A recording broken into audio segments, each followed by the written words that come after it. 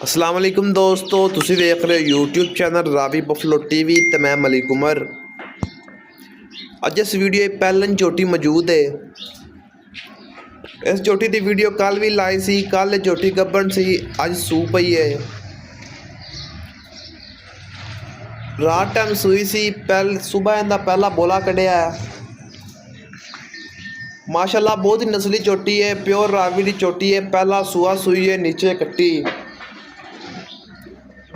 जेडे दोस्त चैनल से नए चैनल को सब्सक्राइब कर लो ताकि आने वाली वीडियो का नोटिफिकेशन तुहाडे तक बआसानी पहुंचता रहे। झोटी पहला सूआ सूई है, नीचे कट्टी।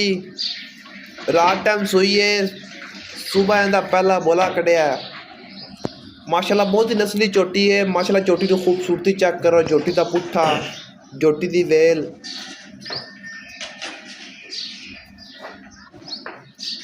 दोस्त वीडियो एंड तक जरूर वेखें, झोटी की मुकम्मल तफसील दसी जाएगी और एंड तक झोटी की कीमत भी दसी जाएगी।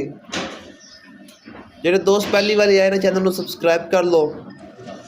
माशाल्लाह झोटी की खूबसूरती चेक करो, झोटी का थान चेक करो। माशाल्लाह चप्पा चप्पा पशम है,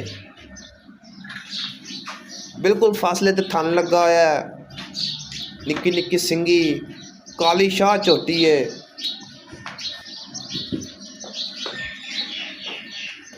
माशाल्लाह पुट्ठा झोटी का चेक करो, झोटी का कद बहुत ही नस्ली झोटी है।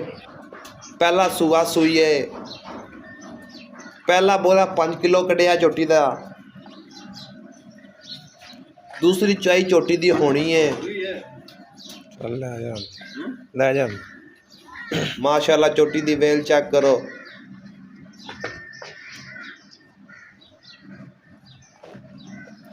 झोटी सैयद वाला तहसील जिला ननकाना साहब मलिक डेयरी फार्म की झोटी मौजूद है। जो भाई रब्ता करना चाहन कर सकते हैं। रब्ता नंबर 0309 19 99 787। माशाल्लाह बहुत ही सोहना गुल लगा हुआ है।